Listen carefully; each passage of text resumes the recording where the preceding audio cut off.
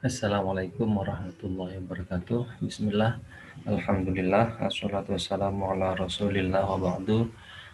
Eh, kita lanjutkan materi pendidikan agama Islam ya, di Universitas Jember ini. Kita akan membahas tentang masyarakat madani dan kesejahteraan umat. Eh, Kenapa pembahasan ini dimunculkan, ya, tema tentang atau diskursus tentang masyarakat madani ini sebenarnya uh, dimunculkan ya, sebagai tandingan, ya, tandingan wacana tandingan terhadap uh, konsep civil society yang telah dikembangkan oleh Barat, ya. Jadi ketika Barat memunculkan, ya, orang-orang Barat memunculkan konsep civil society sebagai sebuah negara, sebuah masyarakat sivil yang demokratis, yang menganut mengusung kebebasan, yang sejahtera dan semacamnya, maka umat Islam juga punya contoh, ya, model bagaimana masyarakat yang ideal itu, ya, bagaimana masyarakat yang ideal itu. Nah, tentu karena kita umat Islam, contoh ideal dari masyarakat kita yang diidamkan oleh umat Islam itu adalah masyarakat yang dibangun oleh Nabi kita, Nabi Muhammad SAW, yakni masyarakat Madinah. Itulah istilah itu muncul kemudian disebut dengan masyarakat Madani. Madani itu diambil dari kata-kata Madinah itu. Jadi masyarakat Madinah yang dibangun oleh Nabi Muhammad pada masa risalah itu, pada masa Nabi. Nah, sehingga itulah yang harus kita ikuti. Itulah yang kita idam-idamkan untuk membangun masyarakat Islam modern saat ini. Jadi seperti itu landasannya. Apa karakteristik masyarakat Madani yang dibangun oleh Nabi itu? Di sini disebutkan masyarakat yang bertuhan, ya, masyarakat yang damai. Jadi masyarakat yang pertama kali yang dibangun oleh Nabi adalah masyarakat yang bertuhan. Artinya masyarakat, Nabi membangun suatu sistem masyarakat yang integral, yang tidak meninggalkan unsur duniawi dan juga tidak meninggalkan ketuhanan.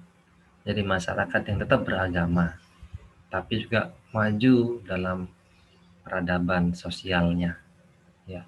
Itu yang dibangun oleh Nabi. Nanti kita bisa bedakan dengan civil society yang digaung-gaungkan oleh Barat itu.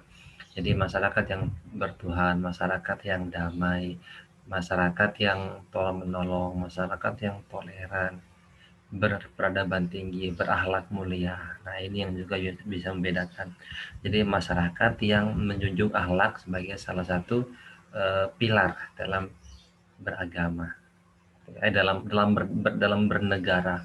Jadi ini karakteristik dari masyarakat Madani. Ada supremasi hukum. Nah, kita lanjutkan. Nah, masyarakat Madani itu adalah termasuk masyarakat khairu ummah, masyarakat yang terbaik, ya, masyarakat yang terbaik yang telah dibangun oleh Nabi Muhammad. Kemudian masyarakat yang seimbang, ummatan wasator, komunitas masyarakat yang seimbang dalam segala hal. Kemudian juga masyarakat yang moderat. Itu masyarakat yang dibangun oleh Nabi. Nah, terkait dengan pembahasan dengan masyarakat khairu ummah, ya, nanti ada mabadi khairu ummah, ya, prinsip-prinsip umat yang terbaik itu. Apa itu? Masyarakat yang memegang prinsip teguh terhadap asyidqu, tentang kejujuran. Kemudian al-amanah wal wafa bil ahdi, yang orang yang masyarakat yang amanah, yang selalu memenuhi janji yang telah dibuat. Masyarakat yang al-adalah, yang adil. At-ta'awun, masyarakat yang selalu tolong menolong. Kemudian masyarakat yang istiqomah. Ya, ini masyarakat khairul ummah, ya. Masyarakat yang seperti ini, yang tolong menolong, yang adil, istiqomah, yang jujur. Ini, jadi ini sangat-sangat ideal sekali. Ketika ini sudah terwujud, maka kesejahteraan sosial itu pasti akan terwujud dengan sendirinya. Nah, ini civil society, ya. Apa bedanya? Tadi sudah saya jelaskan secara sepintas kenapa dalam Islam memunculkan istilah eh, masyarakat madani itu. Nah, kalau civil society hanya menjelaskan ini, ya, hanya menyebutkan masalah seperti ini, ya. Demokrasi, toleransi, keadilan sosial, pluralisme, itu itu masyarakat yang civil society, ya, yang diidamkan oleh yang penganut paham atau penganut konsep civil society ini, masyarakat yang seperti ini. Sementara masyarakat yang bertuhan, kemudian yang berakhlak, itu tidak tercover dalam konsep masyarakat civil society itu. Makanya kemudian uh, umat Islam menyatakan bahwa ada perbedaan antara civil society yang diusung oleh Barat dengan konsep masyarakat madani yang diusung oleh umat Islam. Jadi, letak utamanya adalah pada ketuhanannya itu. Jadi harus masyarakat yang bertuhan, karena dengan bertuhan, dengan beragama, maka masyarakat benar-benar akan sejahtera yang sesungguhnya. Nah, terkait dengan masyarakat Madani, masyarakat Madinah yang dibangun oleh Nabi itu didasarkan pada piagam Madinah. Ya, jadi Nabi membangun ketika Nabi hijrah ke Madinah, maka kemudian Nabi itu membuat perjanjian dengan seluruh elemen masyarakat yang ada di Madinah. Suku-suku yang ada di Madinah semua dipersatukan oleh Nabi dalam sebuah perjanjian. Begitu juga agama-agama yang ada di Madinah dipersatukan oleh Nabi. Itulah yang disebut dengan piagam Madinah.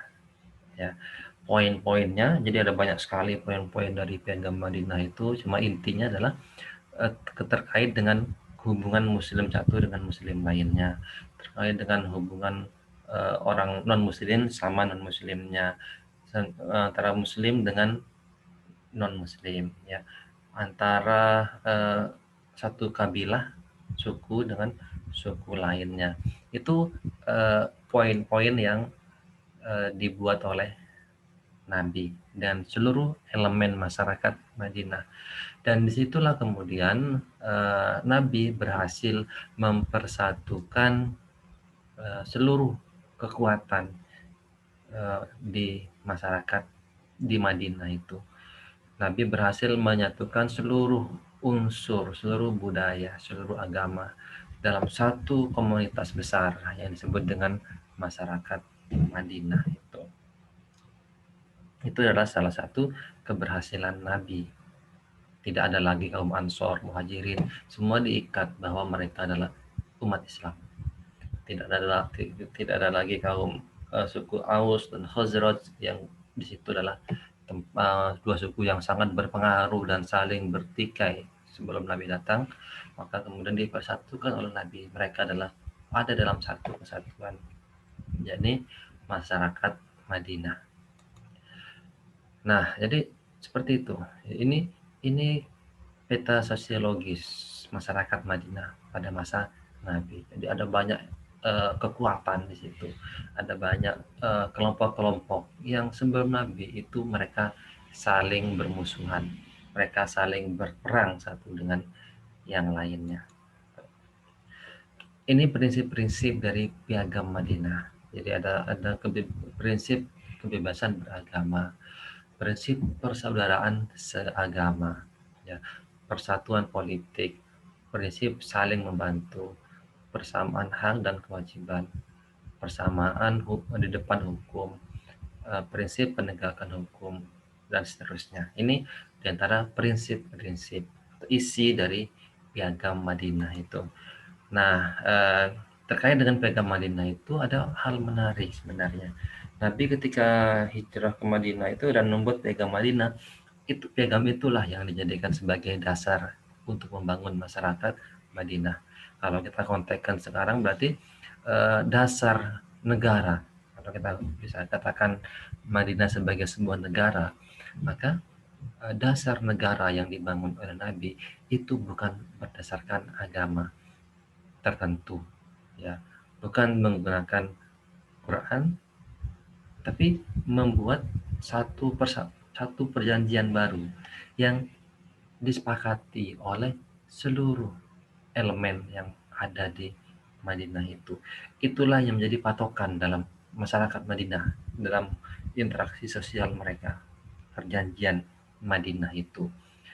Umat Islam harus patuh pada perjanjian Madinah itu dalam hubungan mereka, sosial mereka dengan muslim lainnya dan seterusnya. Tapi secara internal mereka tetap berpedoman pada Al-Quran dan hadis Nabi. Berikutnya juga tidak membawa atau menyebutkan agama tertentu. Hanya jadi semua agama disebutkan, dirangkul dalam perjanjian itu. Eh, jadi seperti itu tentang Piagam Madinah. Nah, terkait dengan tema berikutnya tentang kesejahteraan umat, ya. Kita sebentar belum di situ. Jadi apa tantangan dari masyarakat Madani itu? Ya ini fanatisme, kepentingan politik, hedonisme, liberalisme itu adalah tantangan dari masyarakat Madani. Indonesia apakah sudah bisa disebut dengan masyarakat Madani dalam beberapa sisi? Sudah, iya. Tapi dalam sisi yang lain banyak harus dibenahi terkait dengan hal-hal yang dianggap kurang sesuai dengan cita-cita luhur kita untuk mensejahterakan seluruh warga bangsa. Nah, tantangannya itu adalah fanatisme kelompok, fanatisme golongan, ya, yang kemudian memunculkan sikap eksklusif, ya, hanya mementingkan dirinya, kelompoknya sendiri, hanya mementingkan golongannya sendiri, yang lain salah dan seterusnya. Itu kemudian juga diperkuat ya oleh adanya kepentingan politik dari para elit-elit politik yang ada di Indonesia. Ya.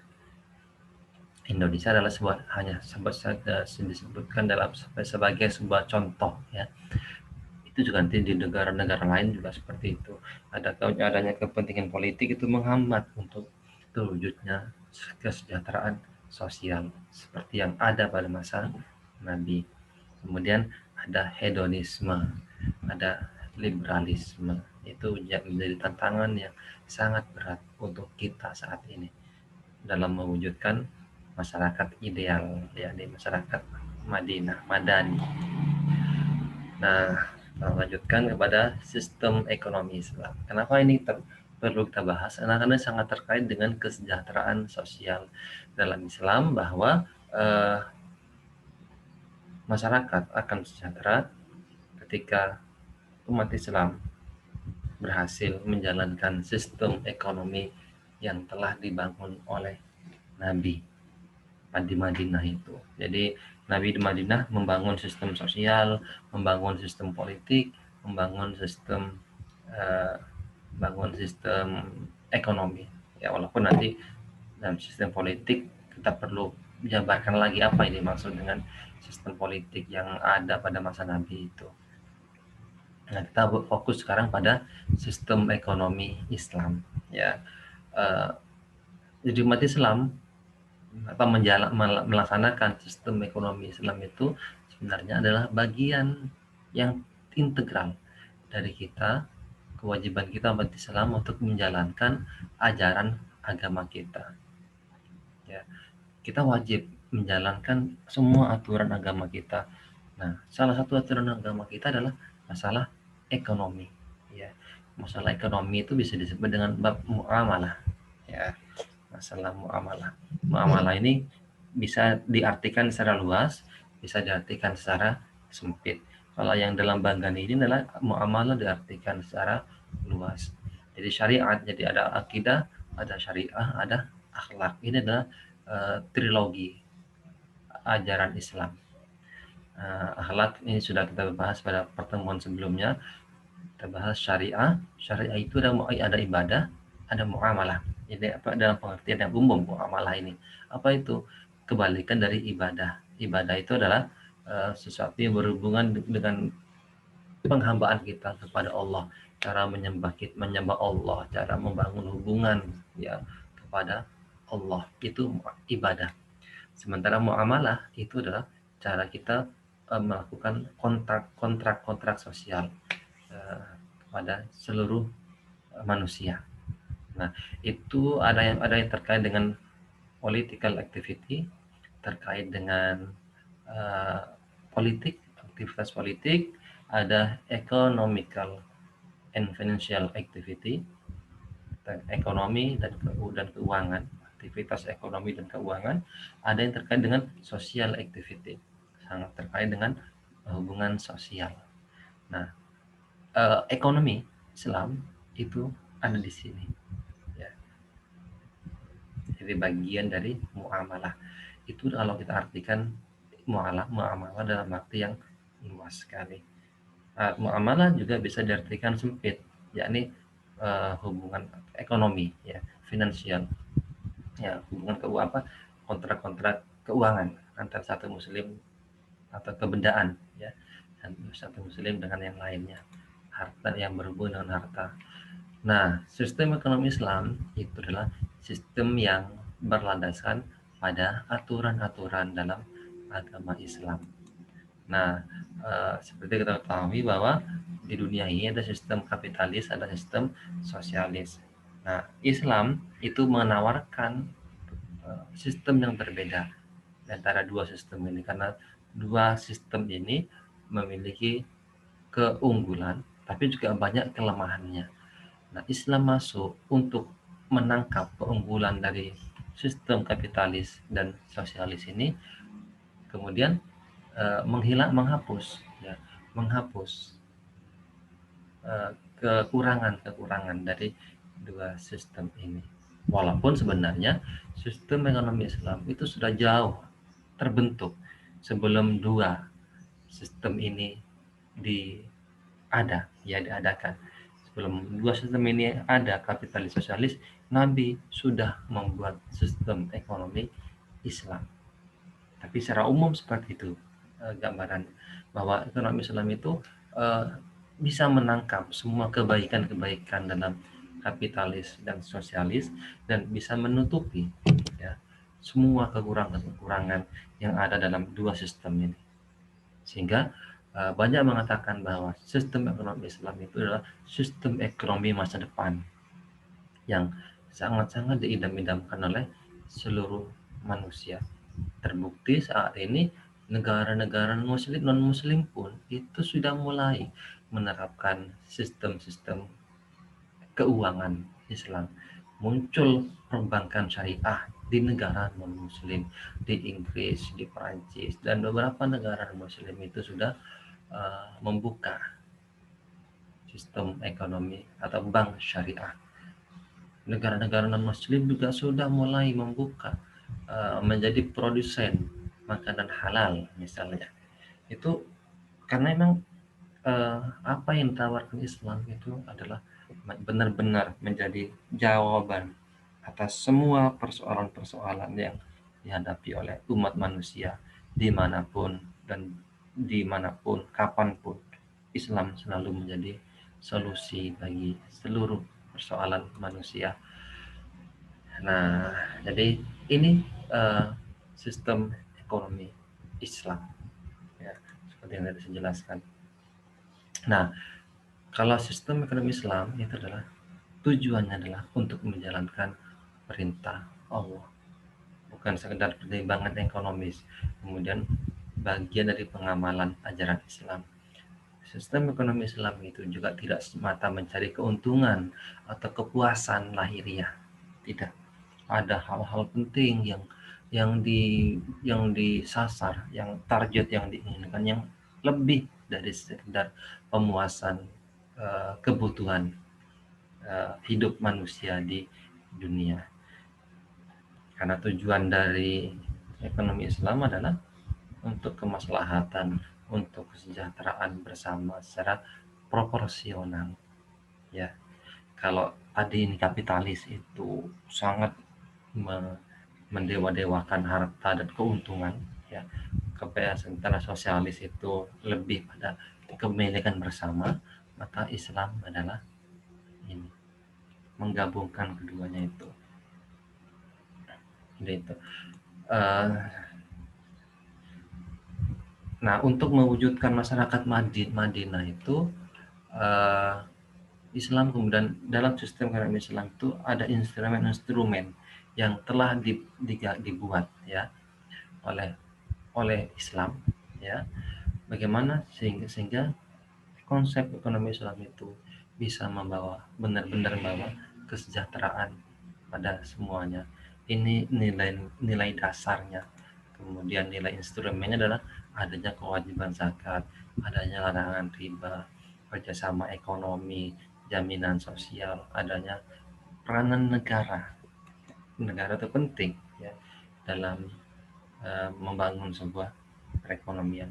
Ini nilai filosofisnya. Jadi ada tiga di sini, ada nilai dasar, nilai instrumental, dan nilai filosofis. Ya, sistem Islam bersifat terikat pada nilai, tidak bebas nilai. Ada aturan-aturan yang dibuat agar semua transaksi ekonomi yang dilakukan bisa membawa kebaikan untuk semua elemen yang terlibat di dalamnya. Ada juga nilai normatifnya, landasan akidah, landasan akhlak, syariah, Al-Quran, dan ijtihad. Jadi digabungkan semua, ada unsur akidahnya, ada akhlaknya, ada etika ekonomi Islam, ya, ada syariahnya, ada hukum ekonomi Islam. Nah, dalam Islam, kemudian dalam kitab syariah, instrumen untuk kesejahteraan umat tadi, karena ini ujungnya di sini adalah ada zakat, ada wakaf, ada pajak, ada sedekah, ada hibah, ada hadiah, ada nafkah. Ini instrumennya di sini. Jadi untuk mewujudkan ekonomi masyarakat yang sejahtera, maka Islam menawarkan konsep ini. Di samping tadi masalah nilai masalah keuangan, Islam itu diatur secara detail, secara sangat baik untuk terwujudnya agar tidak merugikan salah satu pihak. Setelah harta itu didapat, kemudian ada kewajiban sosial melalui zakat, wakaf, pajak, dan seterusnya. Inilah yang dapat saya sampaikan. Mudah-mudahan apa yang kita bahas pada kali ini ada manfaatnya. Kalau nanti kita bahas lagi, kita perdalam lagi dalam pertemuan berikutnya.